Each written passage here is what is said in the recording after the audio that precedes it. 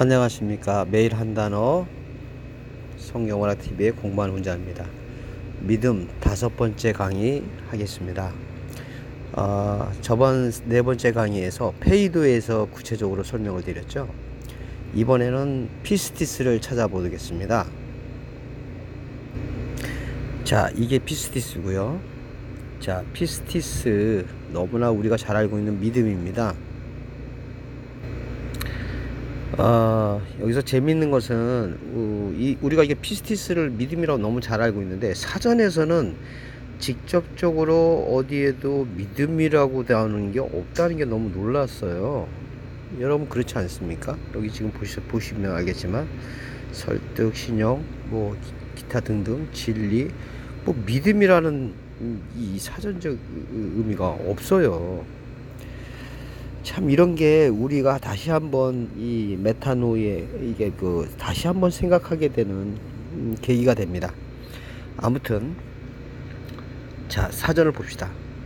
여기 설득이라고 되어 있네요. 설득. 페이도가 논쟁을 통해서 참이나 거짓을 구별하게 되고 알게 돼서 확신하다라는 단어인데 이것의 그 명사는 설득입니다. 네, 설득. 이것을 즉 다른 말로 하면 신용 이렇게도 표현을 할 수 있다는 거네요. 이거는 성경에서 나오는 용어가 아닌 것으로 보여집니다. 왜냐하면 저도 뭐 이거 다 확인 안 했지만 성경의 설득, 신용 이런 구절을 여러분도 보신 구절이 별로 없을 거예요. 그렇지 않습니까? 그래서 이게 다른 문서나 성경 외의 곳에도 사용되어졌다 그렇게 보는 겁니다. 또 실제로 그렇게 돼 있는 경우도 있고요. 그리고 또 여기 보시면 도덕적으로 이거는 이제 도덕적, 그러나 여기 또 종교적으로는 진리에 대한 하나님의 신실성에 대한 설득이다 이렇게 볼 수 있다는 거죠. 이게 종교 선생에 대한 설득되어졌다는 얘기죠. 그러니까 선생에 대한 설득이 있다. 그러니까 이게 말이 좀 어감이 안 맞잖아요. 그러니까 이것을 확신이다 이렇게. 그러면 이게 믿음이라는 거하고 연관성이 바로 이어지지 않습니까? 지금까지는 우리는 믿음 그러면 그냥 믿음만 생각했었는데 이 믿음이라는 피스티스의 단어가 이런 배경을 가지고 있다라는 것입니다. 그래서 이 믿음이야말로 이게 성경적에서 말하는 우리가 믿음이라는 걸 얘기하기 전에 세상에서도 이 피스티스라는 말을 할 때는 이 페이도라는 이 배경 하에서 설득된 그 상태에 가지고 있는 그것이 피스티스라는 겁니다. 예. 참 세상도 그래서 신용사회가 돼야 된다 뭐 이런 말이 나오는 것도 다 의미가 있겠죠. 특히 이게 이제 우리 이 성경에서 이거를 우리가 보기 때문에 이 구절은 우리 그리스도인들이 여기다 이제 있는 거겠죠. 구원에 대해서 그리스도를 아무 이유 없이 신뢰하는 게 아니죠. 예, 페이도하고 우리 공부를 했듯이 이 신뢰는 구약의 역사를 통해서 또 주님의 삶과 주님의 말씀을 통해서 우리가 확신되어진 신뢰라는 얘기죠. 여러분들 충분히 이제 피스티스에 대해서 이해를 하셨을 거라고 생각합니다. 이제 본격적으로 성경으로 한번 들어가 보겠습니다.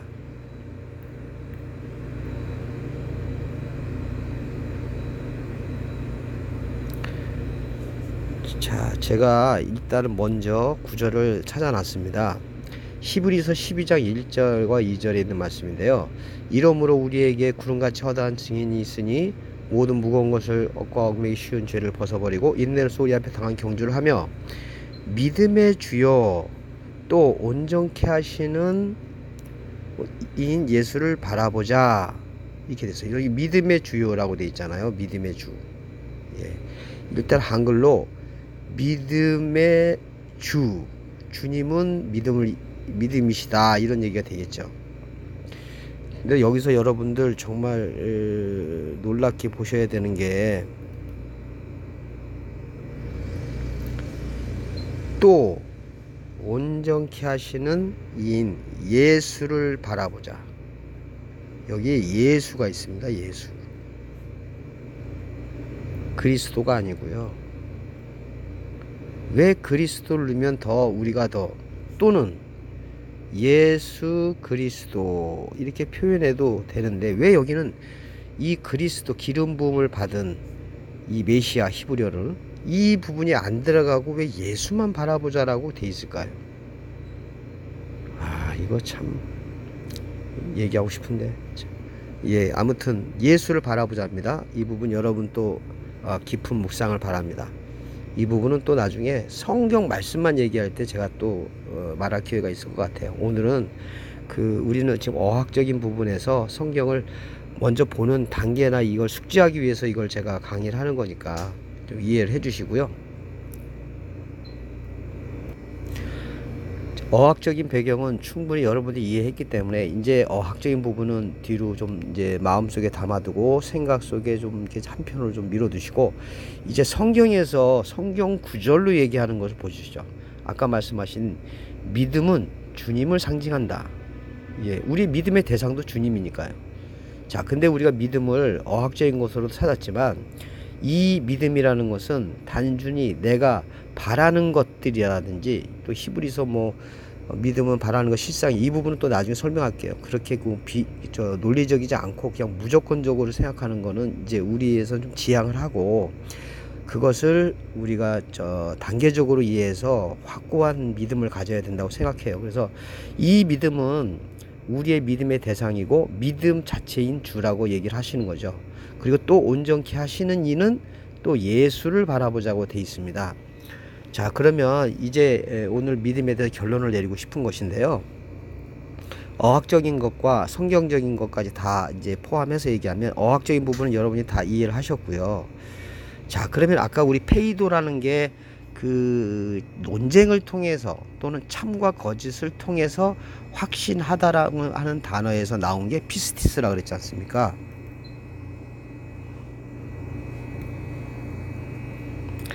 자, 그렇다면 논쟁이나 참 거짓, 자, 이게 성경적으로 어떤 것일까요? 자, 선지자들에게 하나님께서 말씀을 하셔서 이스라엘 백성에게 얘기를 했죠. 그 다음에 하나님의 말씀에 율법을 얘기해 주면서 너희들의 마음과 행위가 어떠하다는 것도 얘기해 주셨고, 하나님 말씀이 참이고 너희들의 행동들은 거짓이다. 율법에서 벗어나 있으며 율법의 본질인 죄를 깨닫게 하는 것에서도 너희들이 본질을 잊고 행위의 법으로 가져갔다. 이런 얘기를 해 주셨지 않습니까? 이게 페이도 아닌가요? 그리고 이걸 통해서 성경의 여러 가지의 성경의 지금까지 주님이 오시기까지 예수 오시기까지의 구약의 역사와 구약의 말씀과 또 주님이 오셔서 제자들과 십자가에 달리시기 전에 일일이 구약에 대해서 설명해 주신 것과 또 주님이 하신 말씀에 대해서 이해하지 못한 것이 부활하셔서 제자들에게 나타나셔서 또 얘기해 주신 것, 더 나아가서 이후에 성령께서 진리를 우리를 알려주신다고 했던 그 부분들, 다 이런 걸 통해서 우리가 피스티스가 생긴 겁니다. 이게 피스티스, 이 믿음입니다. 이게 설득이고요. 번역을 하자면 이거를 믿음으로 하는 게 가장 적절하겠죠. 자, 그리고 구약을 다 찾아주지 않았지만 에모나라고 하는 단어를 찾아서 이 원어로 찾아서 성경 구절을 보면 더 많이 있습니다. 이것은 거의 성실, 그 다음에 진실, 기타 등등, 확고함, 이런 식으로 번역되어 있어요. 자, 오늘 제가 말하고 싶은 것은 결국 이 믿음에 대해서 히브리어 헬라어가 얘기하고 싶은 것은 헬라어에 와서는 좀 더 세밀하게 그 부분에 대해서 어학적으로도 설명을 충분히 해주셨고, 나중에 히브리어 파자도 이제 알려드리겠지만, 나중에는 파자를 통해서 에무나라는 단어를 알게 되면 헬라어와 히브리어가 얼마나 놀랍게 성경의 언어로 쓰여진지에 대한 것에 대해서 여러분들이 놀라게 되시고, 너무나 이 언어에 대해서 사랑하게 되는 계기가 될 겁니다. 부족하지만 믿음에 대해서는 이 정도로 오늘 5번째 강의로 마무리를 하고, 다음에는 다른 테마로 여러분을 찾아뵙겠습니다. 감사합니다.